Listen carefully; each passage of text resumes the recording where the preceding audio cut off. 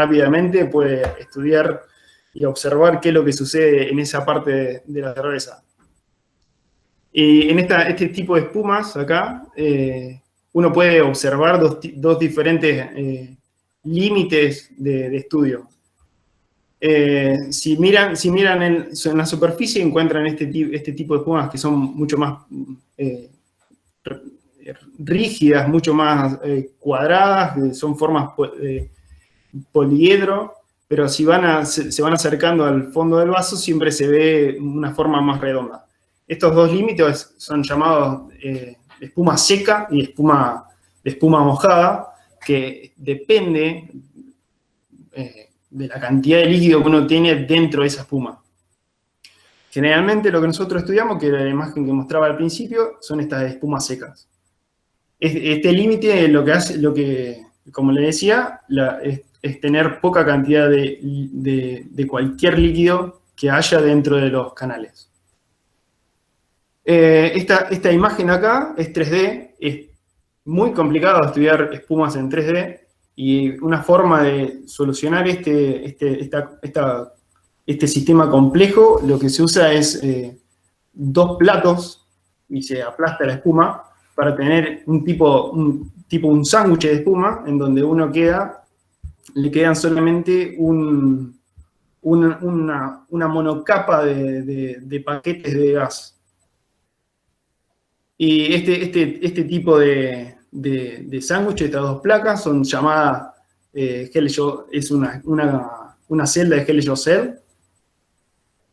Y lo que estudiamos en estos sistemas son los cambios que suceden entre los movimientos de esos paquetes. Y lo que puede encontrar en esos paquetes son distintos tipos de fenómenos. Acá, en estas líneas que tengo dibujado acá, son los film, esos film líquidos que mencionaba antes, donde se encuentra el líquido. Y los cambios que uno puede ver son que, por ejemplo, vamos a este que está acá. Acá tenemos 3 burbujas y tenemos una en el medio y puede desaparecer. O puede haber otros casos en donde tenemos una burbuja que se divide a la mitad y tenemos luego 2 burbujas. O el caso más importante, o el que estamos más interesados nosotros, es este tipo T1, en donde acá tenemos 4 burbujas y lo que pasa es que cambian las posiciones de los vértices o las posiciones de las burbujas. Este es el fenómeno que nosotros estamos muy interesados en estudiar en las espumas. Y para hacerlo un poco más claro, acá en esta imagen podemos ver los paquetes de gas en blanco y los films líquidos en negro. Y tenemos seleccionados 2 burbujas que primero están en contacto, y a medida que transcurre el tiempo, lo que sucede acá es que pierden el contacto, llegan a un punto en el que las 4 burbujas están en un mismo contacto, y luego cambian los vecinos. Por eso se llama un cambio de vecinos. Esto es lo que se denomina evento T1, que es un evento topológico porque la espuma, la topología de la espuma cambia en este proceso. Ahora, díganme si ven el video. Este es un experimento en donde pueden ver los paquetes, las burbujas y los distintos films. Acá pueden ver la intersección entre los films con estos puntos. Y si uno corre el video, puede ver que esto sucede un montón de veces durante el experimento. Acá ven cómo se insertan las burbujas. Este es el flujo de burbuja, y si siguen a lo largo de todo el video en estas posiciones, ven cada uno de esos cambios que uno puede ver. Son los que nosotros estamos interesados en buscar, los denominan estos T1. Entonces, ¿cómo hacemos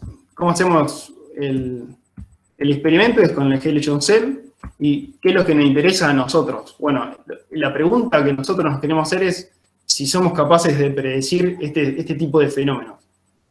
Y para eso lo que usamos es una imagen dada del problema o del experimento y mediante alguna herramienta tratamos de decir si en el futuro va a haber o no uno de esos tipos de cambio topológico. Entonces, ¿cómo se hace eso? Bueno, lo primero que uno tiene que hacer es grabar muchos videos, y esto se hace como les mostraba antes, con la celda, Helio-Cell. Este es el experimento. Generalmente lo que nosotros usamos es agua con un poco de detergente y nada más. Y una vista, acá en la siguiente les puedo mostrar una vista del experimento. Esta es la celda, y la imagen que se ve acá es lo que grabamos con la cámara, y luego recortamos o analizamos un pedazo de la imagen. Generalmente son estos cuadrados del lado L, y obtenemos al final 13.000 imágenes general por video, que es lo que luego tenemos que analizar y buscar cada uno de estos eventos. Para eso, bueno, lo primero que tuve que hacer es desarrollar alguna herramienta que permita detectar todo eso. Y el algoritmo es relativamente sencillo porque uno lo que hace bien simple es identificar todas las burbujas e intentar luego, por cada una de las burbujas, ver quiénes son sus vecinos y ver qué sucede con los vecinos en tiempos posteriores, hasta que y luego uno compara qué sucede con los vecinos anteriores y ve quién tiene un nuevo vecino o quién no. Lo bueno de este método es que es bastante simple. Al principio fue pensado solamente para eventos T1 y en caso de burbujas que son poliédricas, como les decía al principio. Lo pudimos extender para métodos, para otros casos, como en donde hay una vibración o donde es un poco más difícil analizarlo, o en otros procesos en donde las burbujas ya dejan de ser tan poliédricas y empiezan a ser un poco más redondas.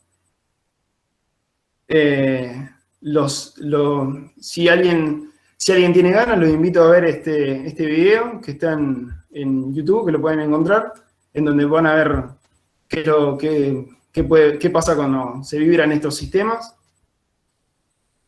Y una vez que nosotros tenemos esta herramienta para detectarlo, volvemos al problema inicial.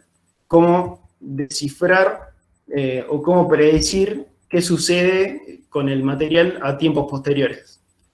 Para eso nosotros inventamos o implementamos esta herramienta, que es está basada en inteligencia artificial, y lo cual ahora yo llamo caja negra, porque en principio es difícil interpretar qué es lo que está sucediendo ahí adentro. Y lo que hacemos es, entonces, una vez que formamos esta caja, es darle una imagen, y lo que pretendemos es ver qué sucede a un determinado tiempo posterior, y ver si tenemos o no un evento T1 luego de un cierto delta T. Lo que obtuvimos como resultado de esta caja fue distinta probabilidad de qué sucede o qué no sucede. Y el mejor resultado que obtuvimos fue un 0,98% de predicción si es que va a suceder o no un evento a posterior. Como pueden ver acá en la imagen en esta imagen, es la probabilidad de obtener o no un evento. Lo primero que tienen que observar es que si este valor es 0,5, eso es básicamente como tirar una moneda al aire y ver qué sucede. O sea, no es muy acertado. pero si con esta herramienta uno puede observar que el acierto en determinadas situaciones es bastante alto. En esas situaciones son cuando dejamos en la imagen dejamos en la imagen siempre la escala de grises que obtenemos directamente del experimento. Si esa escala la sacamos y sacamos información de lo que hay en el film o en la escala de grises, ya la predicción empieza a perderse y uno empieza a encontrar este tipo de curvas. Y que acá lo que estamos ploteando es con la dimensión L, que es lo que hoy decía que es el tamaño de la imagen que recordábamos para analizar.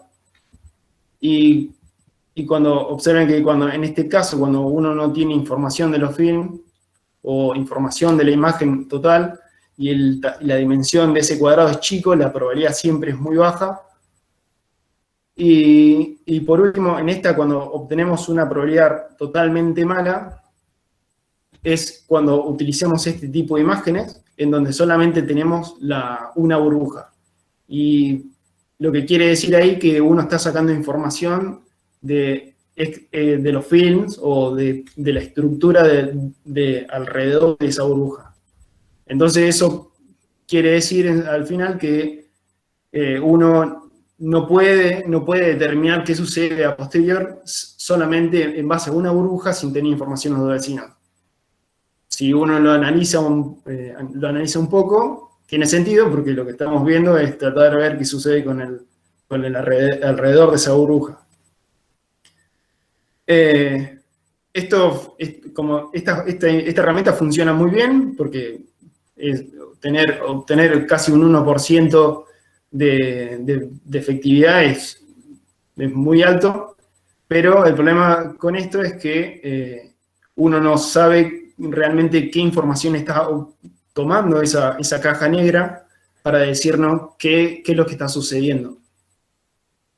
De otra forma, es como que resta entender qué es la información necesaria para predecir eso o cuál es la física que está detrás de esa imagen. Entonces, lo que intentamos hacer fue tratar de abrir un poco esa caja de otra forma, en donde en vez de darle la imagen y que la caja trate de interpretar qué es lo que sucede, es tratar de medir todos los parámetros físicos o geométricos del problema y tratar de utilizarlo en otra caja un poco más simple. Entonces, primero lo que hicimos es, como les decía, lo que teníamos antes con el método de detección es información acerca de la estructura de las burbujas y de los vecinos. Uno puede también saber cuánto es el área, por ejemplo, de una burbuja o la excentricidad. Y lo que hicimos siguiente fue tratar de determinar información acerca de los films. Entonces, para eso medimos distintos puntos en esta red.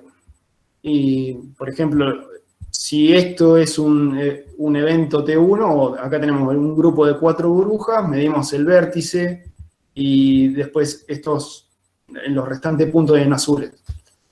Con estos puntos en esta red medimos distintos parámetros geométricos de la estructura. Por ejemplo, el ángulo que se tiene entre films. Acá lo que estoy utilizando es el punto más extremo del film. Y uno mide el ángulo, puede medir la curvatura de ese film. Luego este otro ángulo que es distinto al anterior, similar, puede ser calculado a partir de pero este ángulo es el ángulo entre film y este es el ángulo en un sistema coordenado en el vértice. Se puede medir la longitud del film y acá el área que uno tiene entre el film y la longitud, o sea, básicamente el área blanca que se puede ver acá, o este tipo de áreas del polígono. Uno puede crear o tratar de inventar tantos parámetros como desee, que tengan sentido. Y una vez que tengan todos esos parámetros, lo que hacemos es inventar acá otro ángulo, otro parámetro fue el ángulo que uno que puede medir del flujo que tiene de la espuma, que está en flechas negras, con un vector entre burbujas. Y entonces, entre el flujo de la espuma y el vector que tiene entre el evento T1, puede determinar otro ángulo, que sería un ángulo de orientación del evento T1 respecto al flujo de la espuma. Para esto tenemos una nueva caja, una nueva herramienta, esta herramienta artificial, y esta vez en vez de introducir imágenes y ver si tenemos o no un evento topológico, esta vez lo que le damos es distintos parámetros geométricos y vemos qué es lo que sucede ahora con la probabilidad de predecir o no un evento T1. Lo que también hicimos es no solo darle uno solo, sino poder darle distintas combinaciones de estos parámetros. Lo primero, entonces, que probamos es no darle solo un conjunto de parámetros para 4 films, o sea, donde estábamos teniendo hoy eventos T1, sino que además darle films o vértices con 3 films. Entonces, lo que estamos en claro ahí es que nunca va a suceder un evento T1 con 3 films, porque al menos se necesitan 4. Entonces, cuando sucede eso, el acierto siempre es alto. Pero si ahora borramos toda la información de 3 films, uno puede tener una cierta cantidad de valores, y el máximo valor que nosotros obtuvimos es 0,75. Solamente dándole a esta nueva caja, dándole información del ángulo entre los films. Eso quiere decir, en otro sentido, que lo más importante que necesita este tipo de herramientas es saber qué sucede con el ángulo en ese momento del evento topológico, para poder decir si hay o no un evento T1 en un tiempo posterior. Y acá lo que pueden ver en esta imagen es la probabilidad de para cada uno de los parámetros geométricos y cuál es el valor que obtienen. Entonces, como les decía, acá para el ángulos entre film, uno obtiene la mejor probabilidad. Lo que probamos también es darle todos los parámetros juntos y tratar y ver qué sucede con la predicción. Cuando tenemos todos los parámetros conjuntos, que vendría a ser esta última barra de acá, el score o la predicción es 0,85, y recuerden que la predicción en la caja anterior era de 0,98, bastante alto. Lo que quiere decir en este análisis es que, a pesar de que le demos toda esta información que nosotros estamos sacando de la imagen, no es suficiente o no es la misma que dándole una imagen entera. Quiere decir que todavía hay información que no logramos entender de las imágenes experimental. Pero en esta parte del experimento solamente estamos dando un solo parámetro. La siguiente pregunta que nos hicimos fue ¿qué pasa si damos más de uno? Entonces empezamos a combinar estos parámetros y volvimos a obtener cuál es la probabilidad para combinaciones. Entonces, cuando hicimos esa combinación, lo que obtuvimos, el mejor parámetro fue que sigue siendo el ángulo entre los films, pero ahora además, si le damos cuál es la longitud de cada uno de esos films, uno puede incrementar el valor de la probabilidad de predecir o no un evento.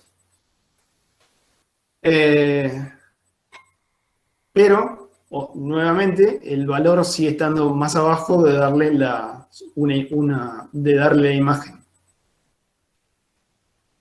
Si uno hace un análisis un poco más profundo de lo que está sucediendo acá y analiza todas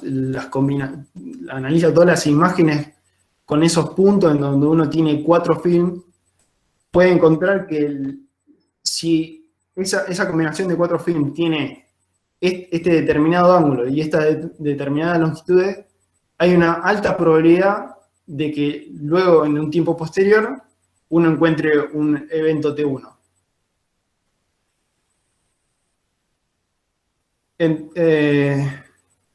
Y esto es...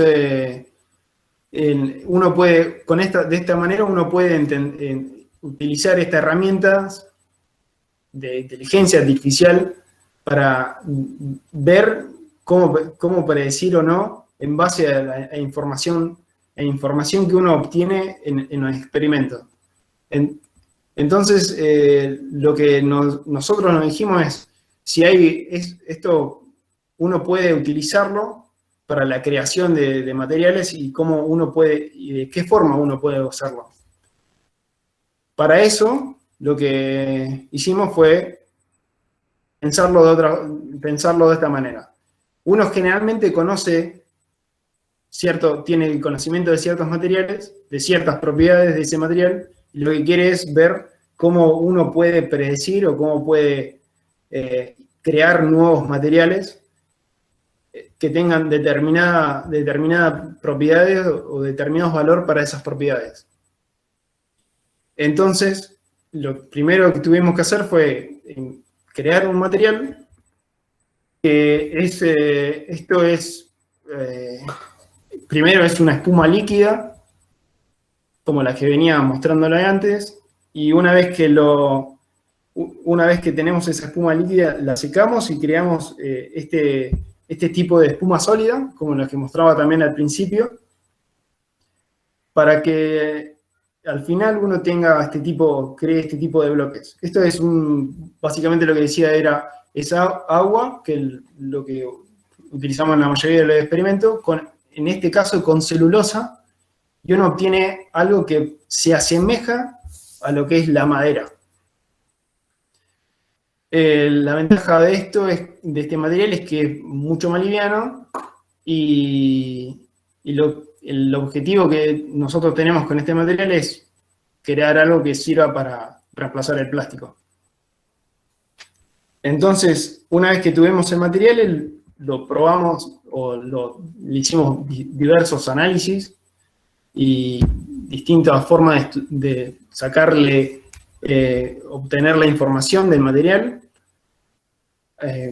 Hicimos test de compresión o análisis de la imagen, de la estructura del material, y el análisis del líquido antes de hacerlo sólido y obtener este bloque de espuma sólida. Y una vez que empezamos a obtener este tipo de datos, volvemos al principio. Entonces, ¿cómo usamos esos datos para crear una espuma con la propiedad que nosotros quisiéramos?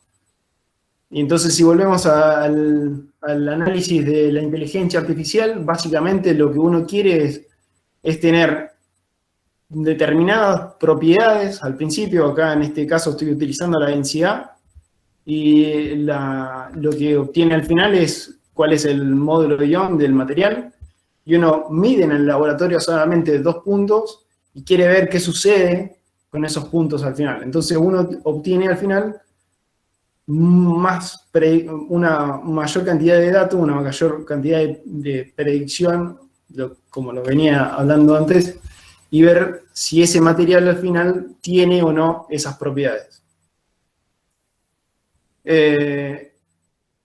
Entonces, el primer análisis que hicimos, esto es, como le decía, con el módulo IAM, pero uno puede, lo primero que hicimos fue analizarlo con el líquido que genera este tipo de bloques. Y hasta ahora, esto es viene bien, esto estamos trabajando en esto, analizando el resultado de la inteligencia artificial, en donde acá lo que pueden ver es que cuál es el resultado o cuál es la obtención en base a la inteligencia artificial, que es todo este plano verde que pueden ver acá de distinto color. Eso es lo que nos está dando la inteligencia artificial para la viscosidad de ese líquido. Y cuando vamos a medirlo en el laboratorio, para distintas temperaturas y distintas frecuencias, uno obtiene con los puntos que la viscosidad de ese líquido efectivamente está sobre lo que uno obtiene por la inteligencia artificial. Y esto es todavía algo que estamos trabajando y que aún queda un camino bastante largo. Y eso es todo. Bueno, muchas gracias, Jonah. Muy interesante. Muy interesante todo lo que has contado. Aplausos, no sé cómo se hace. Se ponen dibujitos de aplausos, emoji. Sí, muy bueno. Muy bueno. Supongo que debe haber muchas preguntas, ¿no? ¿Quieren preguntar? Yo primero quiero preguntar, ¿cómo se llama ese material que comentaste ahora? De celulosa con agua. ¿No le... ¿No tiene nombre todavía? No hay el nombre sería foam wood. Porque la espuma se asemeja mucho a las propiedades. Exacto. La espuma se asemeja mucho a las propiedades de la madera, pero los valores que uno obtiene del modo de compresión o la fuerza del material está mucho más alto que la madera. Ah, mira. Así que sería más resistente que la madera en ese sentido. En compresión. En compresión, exacto. En compresión. Qué bárbaro. Y en este caso, bueno, me imagino que allá con el tema en Finlandia, con los bosques y eso, el tema de la madera siempre es importante. Pero en el sentido de reemplazar al plástico, pero no es como una cuestión ecológica también, ¿no? En ese sentido. Sí, claro, porque este material siempre es biodegradable. Claro, bien. También, bueno, no sé. también hicimos algunos test en donde lo pusimos en agua y vemos qué sucede, cuánto tarda en degradarse y ese tipo de... Claro. Y el tema del fuego también, si es... Eso todavía no probamos. Hay que... siempre decimos que hay que ir a prender fuego, el material afuera y ver qué sucede, pero no lo hemos intentado. Solamente esos test de conducción de calor, pero el material ahí no se quema. Claro. Claro. ¿Alguien quiere preguntar algo? Vamos haciendo un orden si quieren, no sé. ¿Nadie? Bien, Martín. ¿Martín no tiene voz? Sí, tengo voz. Ah, ¿Qué tal, Jonah? Genial, me encantó la charla, muy linda, muy clara. bien, la consulta que te quería hacer era desde muy general. O sea, a ver si entendí bien. Ustedes observan la espuma, un flujo de espuma, ¿no? O sea, le aplican una presión por un lado y van observando cómo se mueven las burbujas, ¿es así? Exacto. Sí, sí, Y un evento T1 es un cambio de vecinos, ¿no? exacto. Y ustedes, por ejemplo, ¿cuántos eventos T1 sufre no sé si eso lo vieron, cuántos eventos T1 sufre una burbuja a lo largo del pasaje por la ventana? La misma burbuja. Sí. Eh, Te no, digo no lo vimos. ¿Por No, qué pregunto? Porque visto así desde arriba las imágenes de las burbujas moviéndose, en el video que pasaste, es muy parecido a los modelos de tránsito de personas en lugares atestados, exacto, sí, donde sí. las personas tienen, o sea, porque la burbuja tiene volumen, una cosa que se observa es el volumen de la burbuja al principio. Sí. Cada vez que vos cambiás vecinos, cambiás la posibilidad de contacto con otra persona. Y en este contexto de pandemia, el conteo de contactos de una burbuja con otra, la acumulación de contactos, puede ser un indicador del riesgo de contagio por ejemplo, en un subte, en un evento deportivo, en un espacio de pánico. No sé si eso o sea, la pregunta sería el comentario y después preguntar si los modelos de flujo de multitudes a ustedes han pensado, si lo evalúan, de que podría ser un modelo que les pudiese servir para describir el flujo de burbujas. Creo que hay algunos estudios en donde se pueden utilizar este tipo de modelo que decís, pero nosotros no lo hicimos, porque solamente era solamente concentrarnos en por qué sucede ese cambio y no cuántas veces le sucede a una misma burbuja. Algo que no sé si pongo el video de nuevo. No sé si se va a lograr ver acá en no recuerdo. Lo que sí podés ver es como dependiendo de la geometría o dependiendo de cómo sea el experimento, vos podés ver que la propagación sucede en forma de anillo o que es básicamente dependiente del radio en este tipo de experimento. No, bueno, va a ser medio difícil que lo vea, pero si sucede, por ejemplo, un evento en este punto, vas a ver que se va a propagar siempre en el mismo anillo. Y si lo ve en este lugar, yo estoy muy acostumbrado a ver este video, pero si te quedas mirándolo un tiempo bastante largo, vas a empezar a ver que solamente sucede a determinados radios. Eso no sé si lo llegaste a ver, pero eso es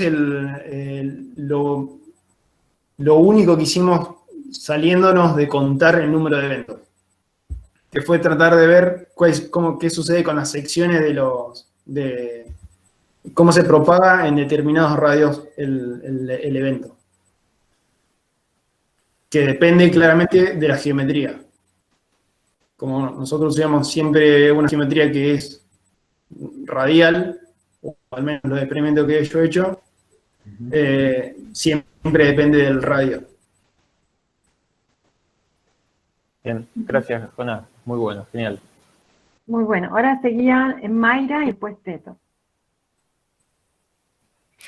Bueno, muchas gracias, Joana, por la presentación y al departamento también celebro la iniciativa de empezar con estas charlas tan lindas. Me parece fascinante en el video cómo se ve que las burbujas no se rompen, ¿no? Y no es que se genera un caos total o una mezcla del líquido, sino que hay un movimiento relativamente ordenado. Mi pregunta tenía que ver con que vos nombraste que está como la parte más experimental. Nombraste que trabajaron con elementos más de estadística, de inteligencia artificial. Hay una parte que sería como más propia de la física en sí, ¿no? Del comportamiento del gas, del líquido. Pero por ahí que cuentes un poco cuál fue tu rol específico en el estudio de este problema, y me imagino que trabajarás con un equipo, no sé si interdisciplinario, pero digo, vos sabés todo, sabés cómo se programa la inteligencia artificial, la estadística y la física, o son cosas que están más distribuidas dentro de un equipo de trabajo? Todo lo que mostré, todo lo hice yo.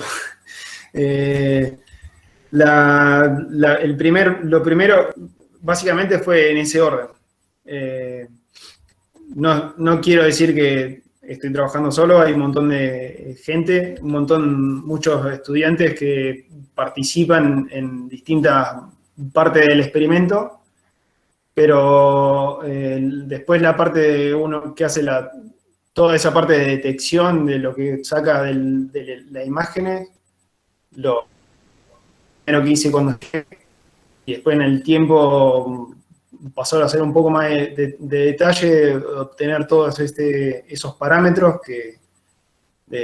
los parámetros geométricos.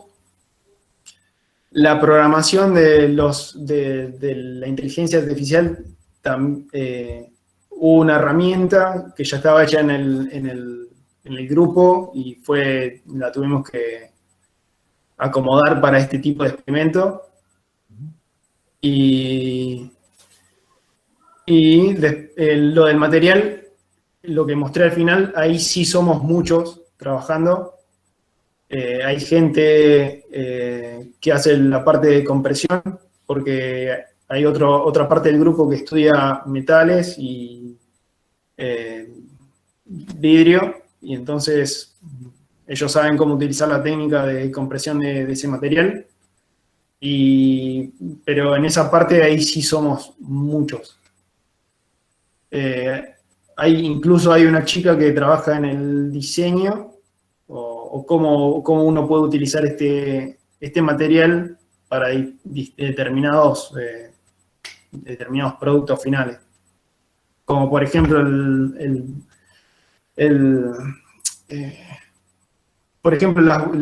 paquete, el plástico con burbujas que se utiliza para envolver ese tipo de materiales, bueno, uno podría reemplazarlo con este tipo de espuma. O este material sólido. Genial. Gracias, Jonah. Muy bueno. Bueno, falta Héctor. ¿Qué va? Bueno, gracias, Jonah, por la charla. Y gracias al departamento, ¿no? por el espacio que está ofreciendo. Está buenísimo. Yo te quería preguntar, no sé, capaz que lo mencionaste y se me pasó, ¿no? Pero ¿tienen alguna idea más o menos de la extensión de las burbujas con las que están trabajando? ¿La dimensión de las burbujas? ¿Dimensión, el radio o área, algún parámetro? Sí. Eso también se puede determinar experimentalmente.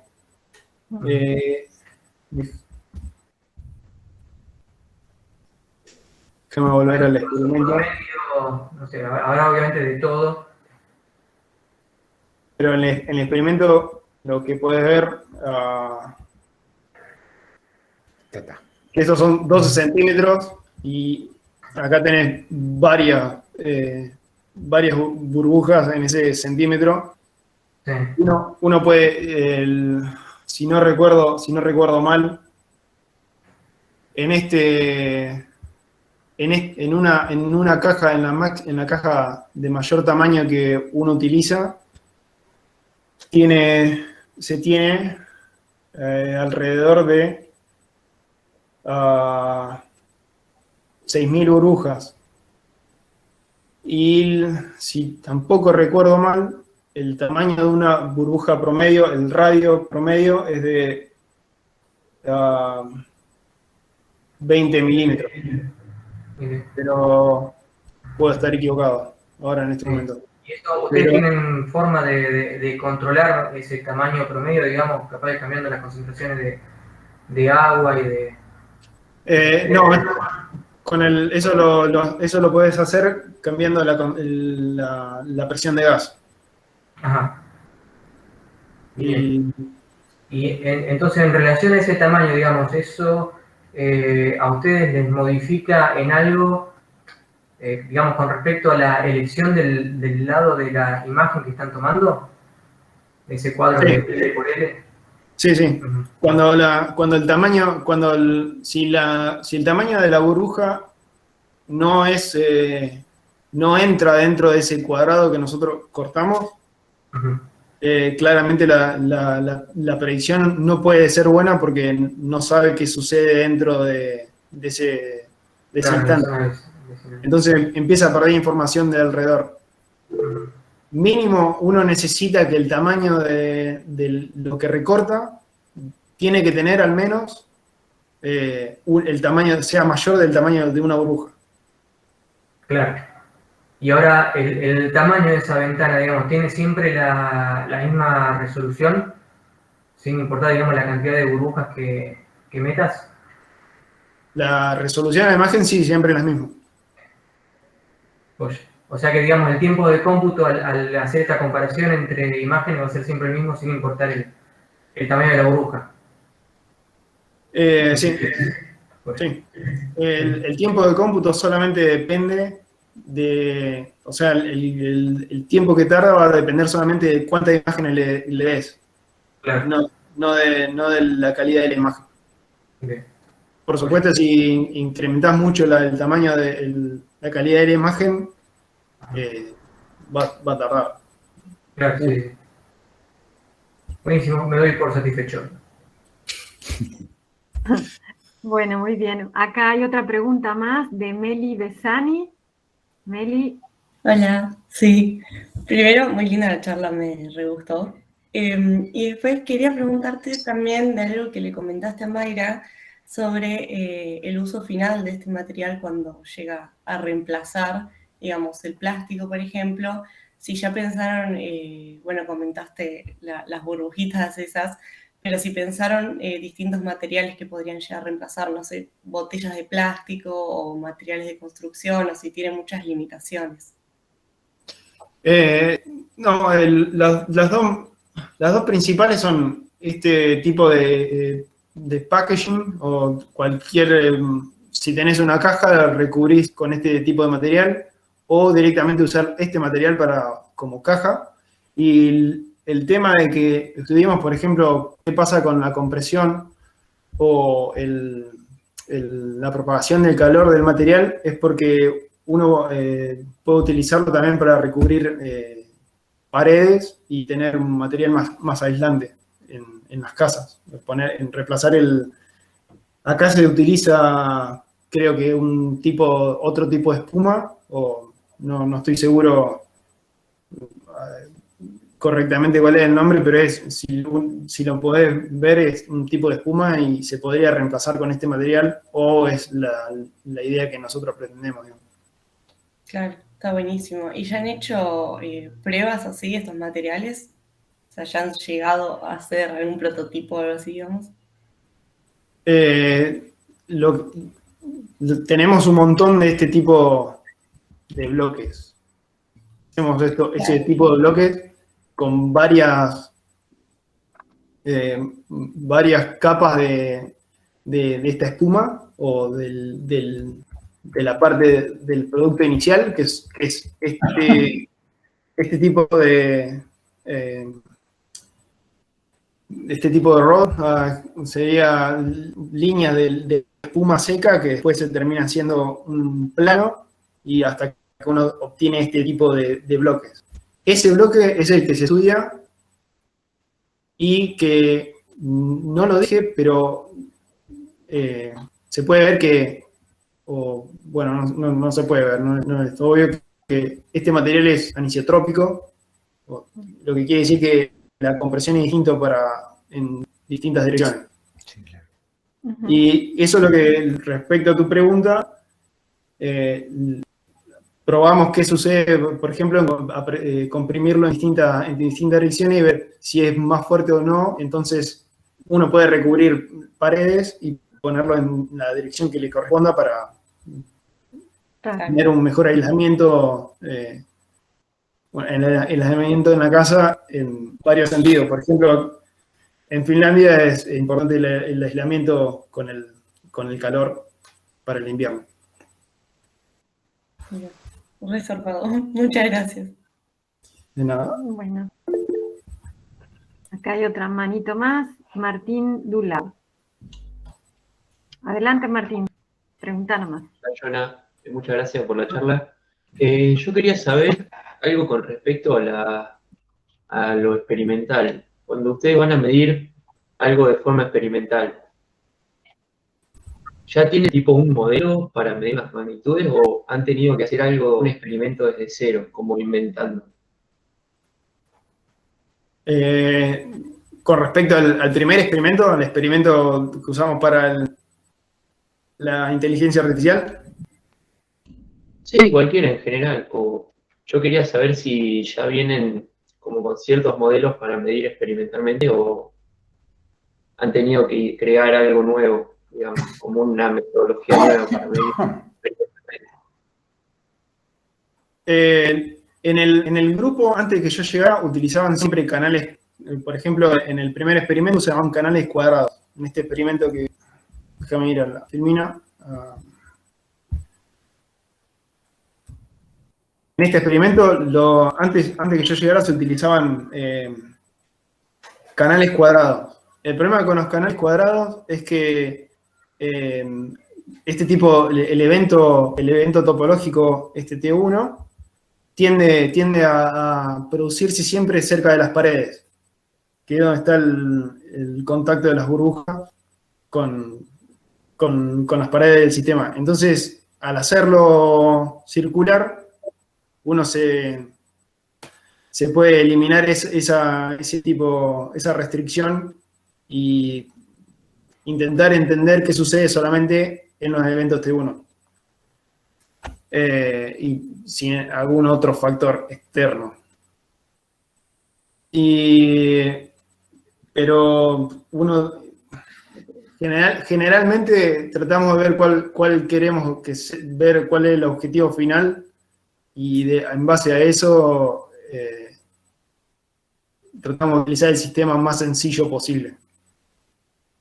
Pero en su mayoría, como decía al principio, en la espuma, o al menos si uno quiere estudiar este tipo de fenómenos topológicos, siempre es lo más sencillo es pensarlo en este tipo de celda, de Helio-Cell, porque se elimina una dimensión y el problema se simplifica mucho. Claro. Buenísimo, muchas gracias. No. Bueno, no hay nadie más que quiera hacer una pregunta. Acá, Juan Gomba, adelante.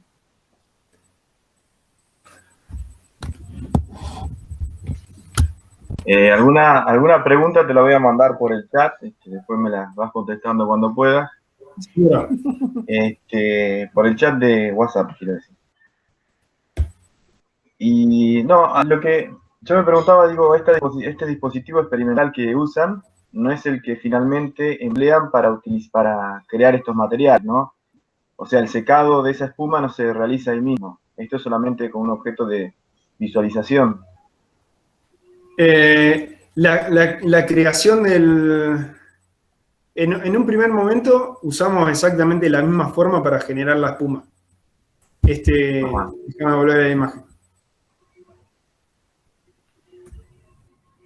Este material acá, en un principio usamos el mismo método que en el primer experimento. Uh-huh. Pero no era eficiente, entonces cambiamos la forma de hacerlo. Uh-huh. Bien.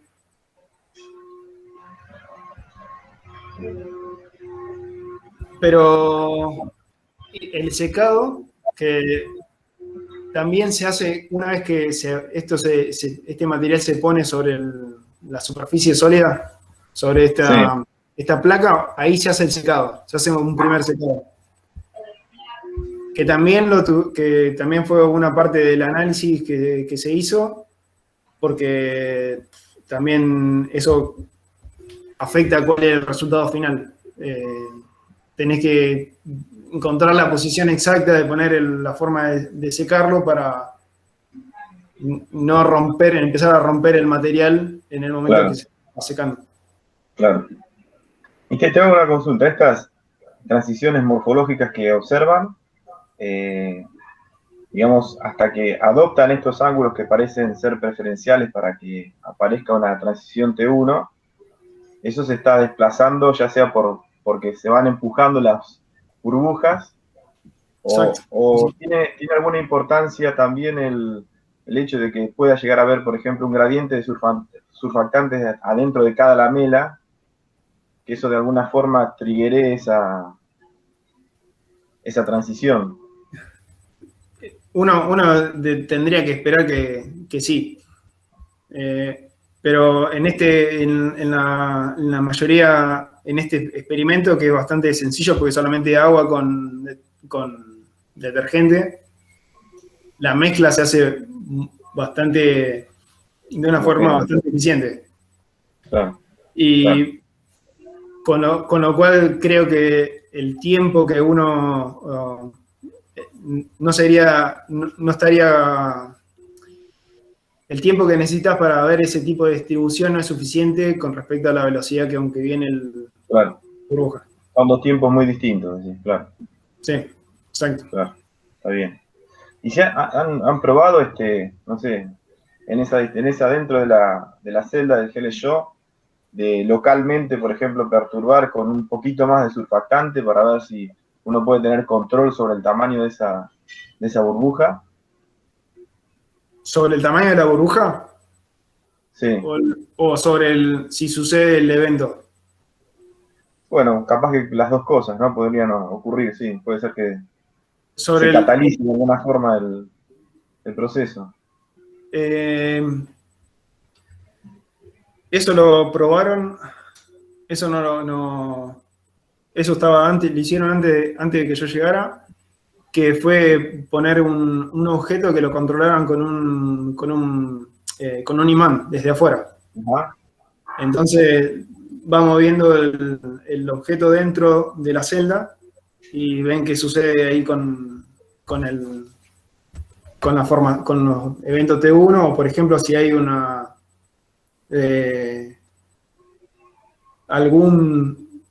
el estudio del flujo en general, viendo cómo es el movimiento de las partículas, haciendo un análisis de PIB. Ajá.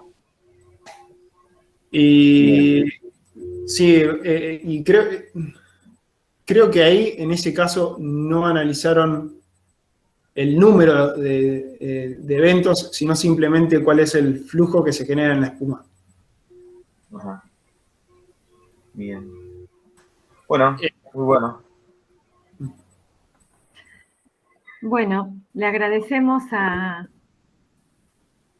ver, acá dice Fausto, ¿podés leer el comentario de Fausto? Bueno, te agradecemos muchísimo, muchísimo, Jonah, por ser el primero, por estar tan lejos, por aguantarte hasta tarde, desde allá. Como pueden ver, me estoy quedando sin luz. Sí, se nota cómo rápidamente oscureció ahí. ¿Cómo es que se llama la ciudad donde estás? ¿Espoo, algo así? Espoo.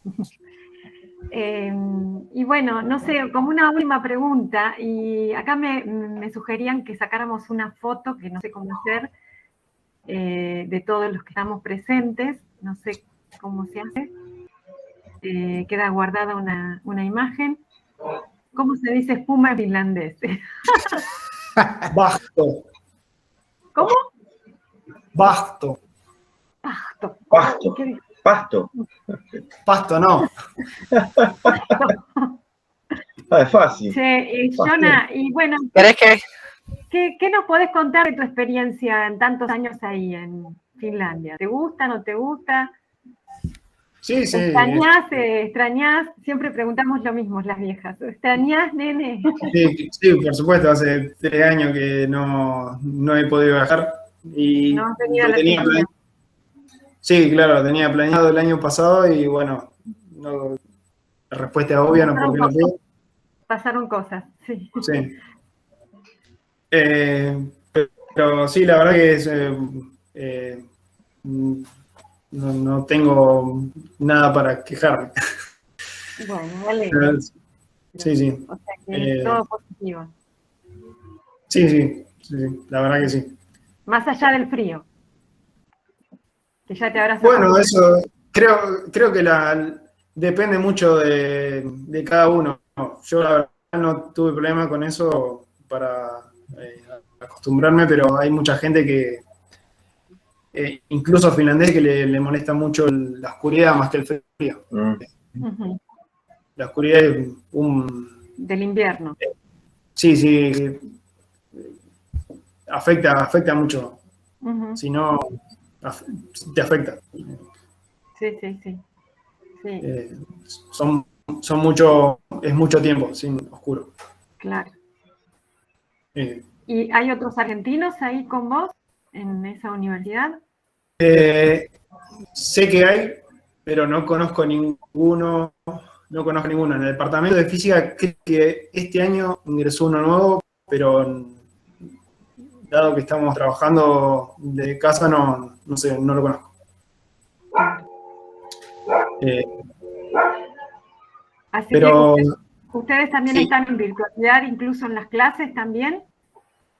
Sí, todavía está en la virtualidad. Ahora, acá el ciclo lectivo empieza en septiembre y todavía se está analizando si se hace presencial, pero depende mucho también de la cantidad de personas que vayan a las clases.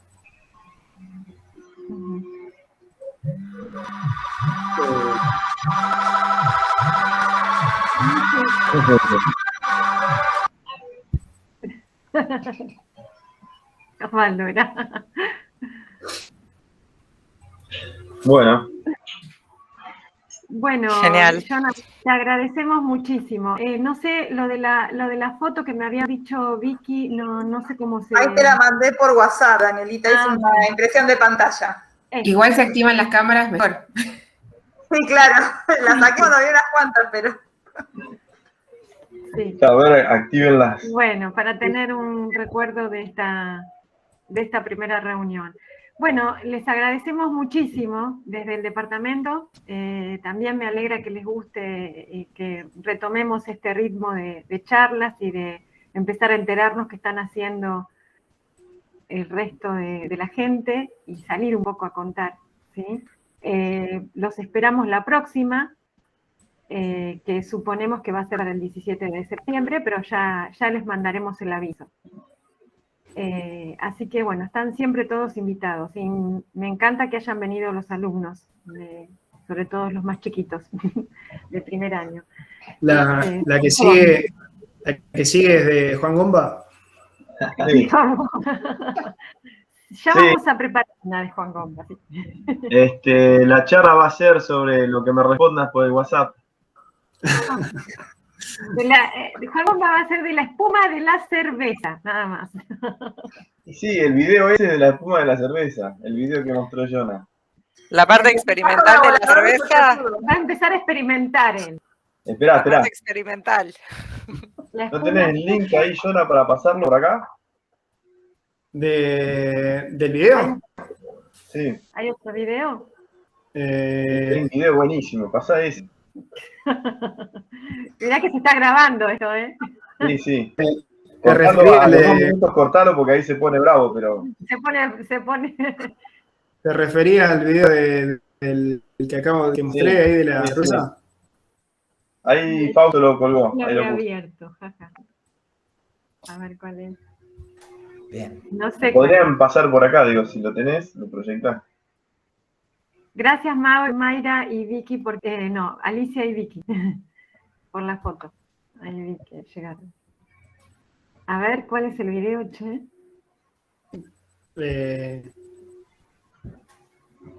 Ahí está en el chat, está la dirección. A ver. Sí, pero Hay que hacer la prueba. Esta noche hay que hacer la prueba. No, pero alguno lo tiene que presentar. No sé, lo abren y lo ponen. Yo lo tengo acá abierto, no sé. Dale. De tele. Ahí va. Y ya ahora se fue al pasto la charla del departamento. No, es serio, es ciencia. Sí, a ver, wow, no sé. Me cuesta creer. Bueno, ahí lo ven, ¿no? Ahí. Mirá. Está Ahí Ahí está se tu ve que va primo. haciendo algo, sí. Ahí está, sí. A ver.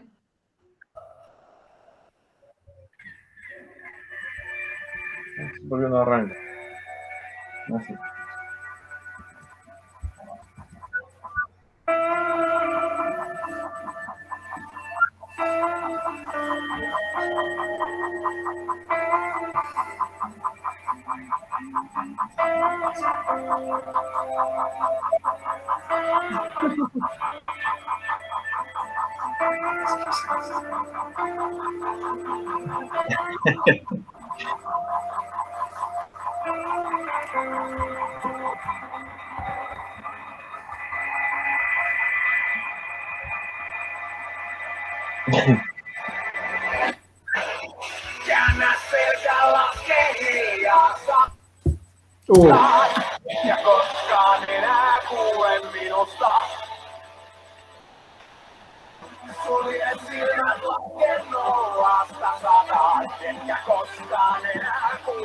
Claro.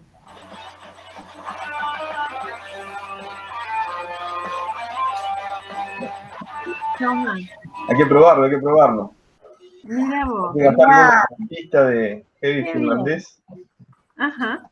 y Qué, hacer la prueba. qué bien. Bueno, está Es- bueno.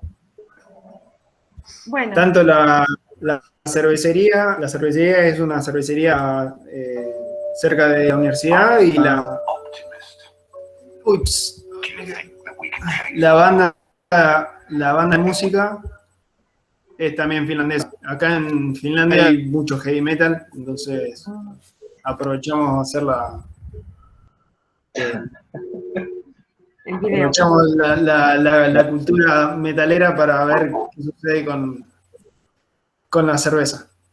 Está La bien. cerveza es sponsor, ¿no? De la investigación. ¿De la investigación o no? Claro. Sí. No, al menos obtuvimos esa gratis, eso seguro. Claro. Bueno. Que es el objetivo de todo, claro. De todo esto es el objetivo, claro. El objetivo de todo. Todo eso era para eso. Bueno, Bueno, gente. bueno, muchas me tengo que gracias. retirar. Muchas gracias a todos. Muchas gracias, Jonas. Muchas gracias. Gracias a Ana. ustedes por el